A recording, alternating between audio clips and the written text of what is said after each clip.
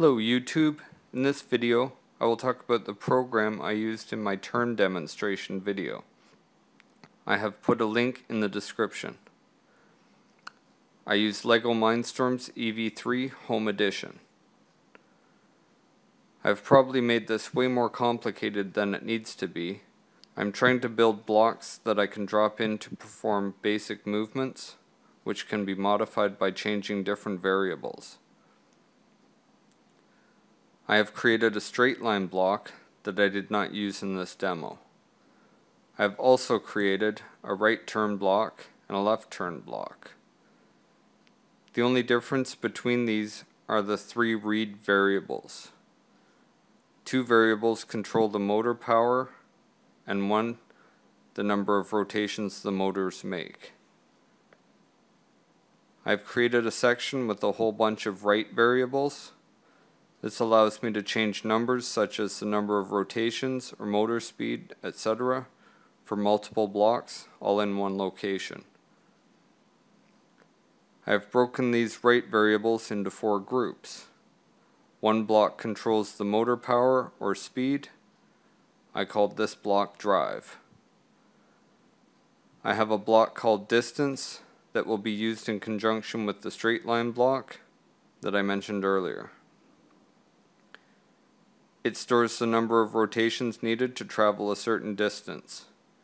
I did not need this for the turn demonstration. The other two store the number of rotations required to perform different angled turns. As I mentioned in the turn demonstration video, I got these numbers through trial and error. I have found that the motors don't turn at the same speed. It also depends on what surface the tracker is on. This will cause different results. I spent a long time fine-tuning these variables on a carpet.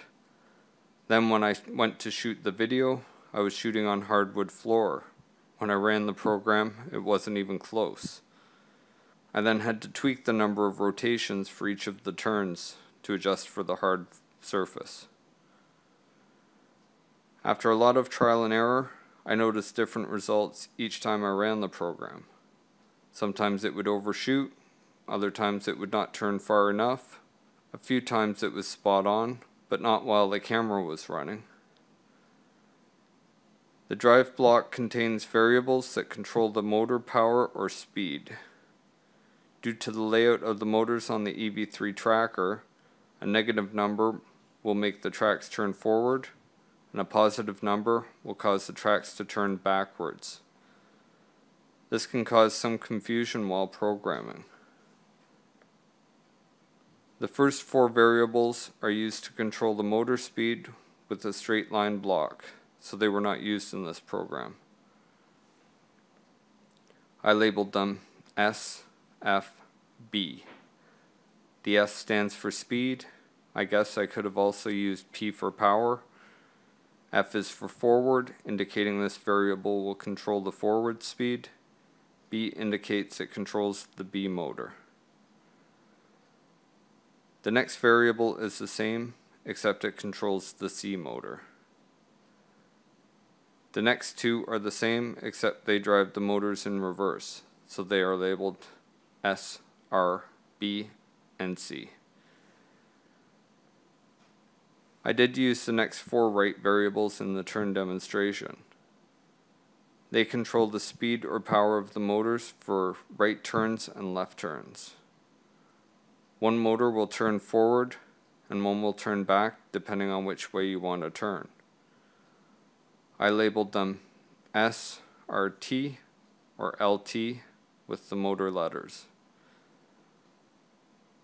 The left turn and right turn blocks contain variables that control the number of motor rotations to perform a certain angle of turn. Left turns require a negative number, right turns a positive. Once again, due to the layout of the motors on the tracker. Your robot might be opposite if the motors are arranged differently. The positive and negative numbers also threw me several times while programming the EV3. it would run fine and then stop.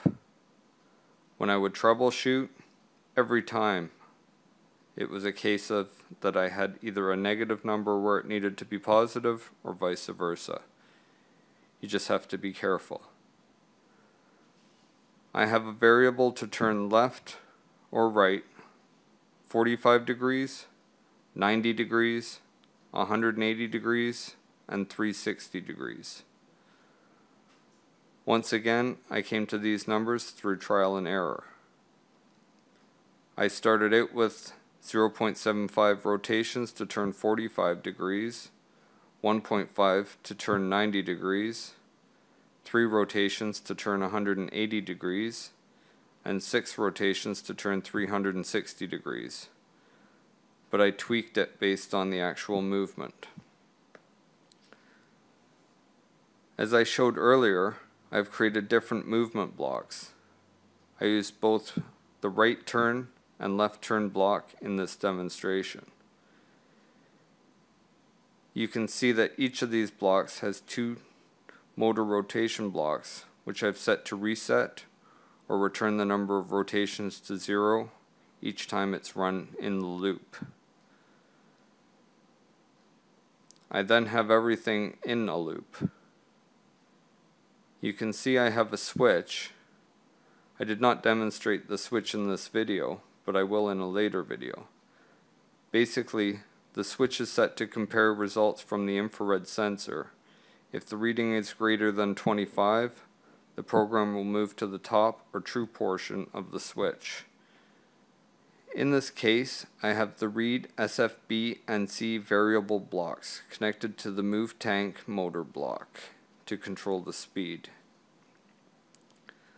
The program then proceeds out of the switch to another read variable block, which is set to read one of the turn variables. This is connected to the loop block. The loop block is set to compare the number of rotations and is set to count the B motor. If the motor turns more than the number of rotations read by the read variable, the program will proceed to the next part of the program, which in this case is a stop brick.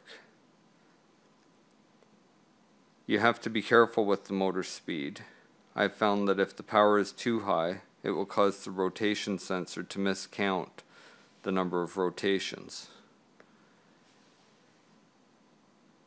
You will see later in this video, I have the turn blocks inside another loop to repeat a certain number of times depending on which angle the EV3 is set to turn.